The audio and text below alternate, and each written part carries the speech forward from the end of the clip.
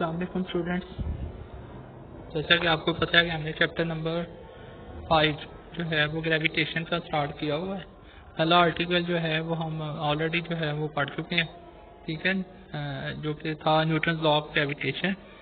तो मैंने आपको बताया था कि इसमें जो है ना 3 ही जो है वो आर्टिकल उसने हमें स्मार्ट सिलेबस के मुताबिक जो है ना वो हमने यानी कि करने हैं, जो हमें जो है वो सिलेबस में आए हैं, ठीक है।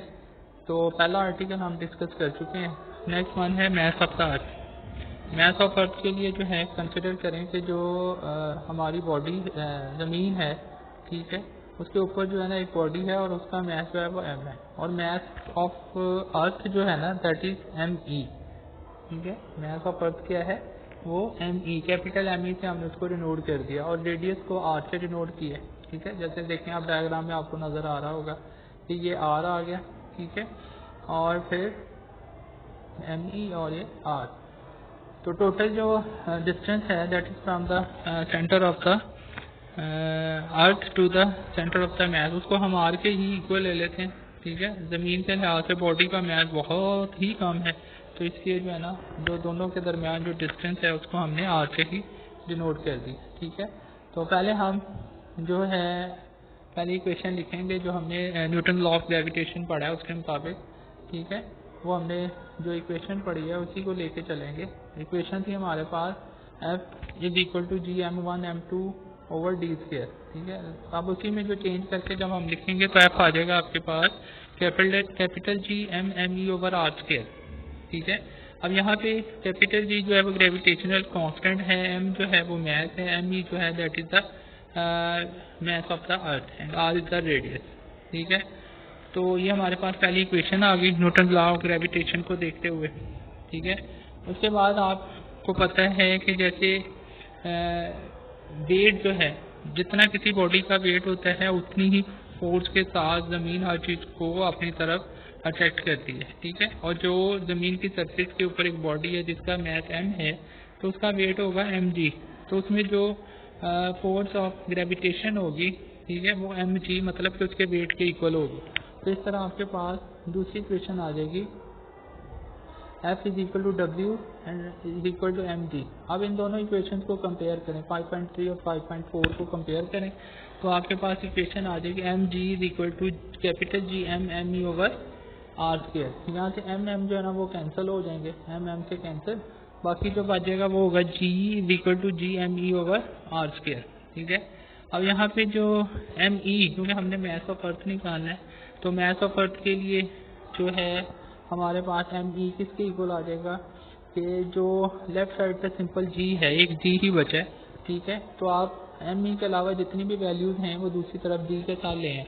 एम ई के साथ ओवर में आर स्क्वायर है, उसको जी आर स्क्वायर कर दें, ठीक है। वो इधर एम ई के साथ डिनोमिनेटर में था, दूसरी तरफ जाके न्यूमिनेटर में आ जाएगा, ठीक है। तो इस तरह जी आर स्क्वायर और जी न्यूमिनेटर में, दूसरी तरफ जाके डिनोमिनेटर में आ जाएगा, तो G R square over capital G. अब आपके पास इक्वेशन आ गई है, फार्मूला बन गया है जिसकी मदद से आपने न्यूमेरिकल भी करने हैं। M E is equal to G R square over capital G, that is the formula of the mass of the earth, ठीक है। इस फार्मूले को यूज करते हुए हम जो है वो मैथ ऑफ अर्थ जो है वो फाइंड आउट करेंगे। अब आप इसमें वैल्यू पुट करेंगे, ठीक है।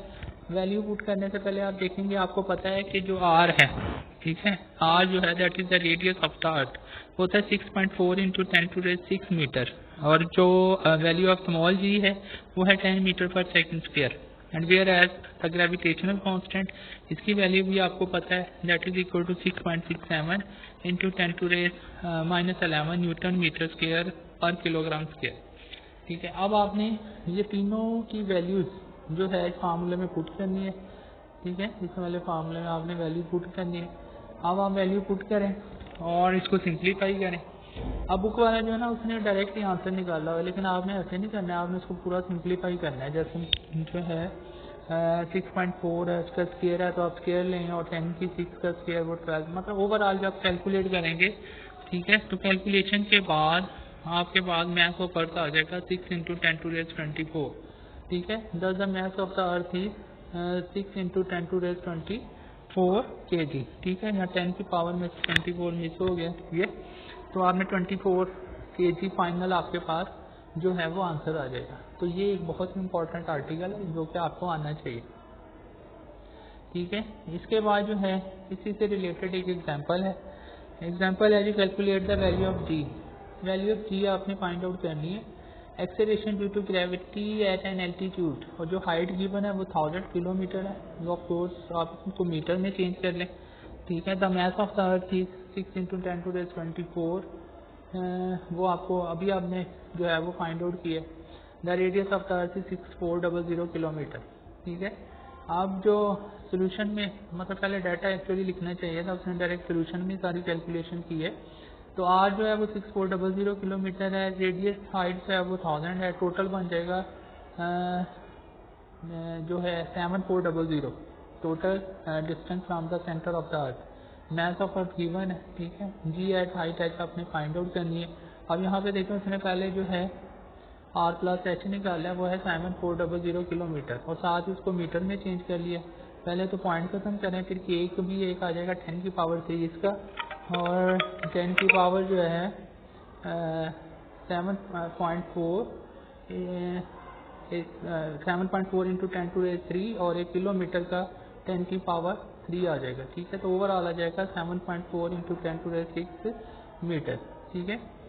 तो जी एट हाइट एच जब आप वैल्यू पुट करेंगे इसमें, तो ये आ जाएगा g/m/e/r + h², ठीक है। अब आप इसमें वैल्यू पुट करें, जी की वैल्यू भी है, ठीक है, मास ऑफ अर्थ है वो भी है, और r + h टोटल जो आपने निकाला है इसकी वैल्यू भी पुट करें।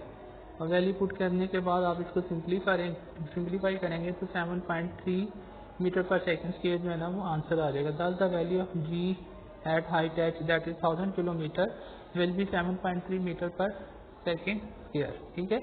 ये हमारा बहुत इंपॉर्टेंट आर्टिकल था, प्लस ये एग्जाम्पल भी इंक्लूड है सिलेबस में, ठीक है जी। ओके जी, अल्लाह हाफिज़।